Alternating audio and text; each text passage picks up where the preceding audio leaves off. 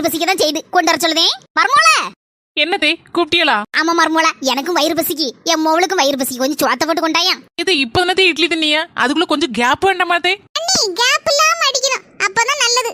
Gap இல்லாம வாரை போ நாத்து, இந்தா கேப் இல்லாம அடி. மர்மோள குழம்பு அடிபொலியா இருக்க.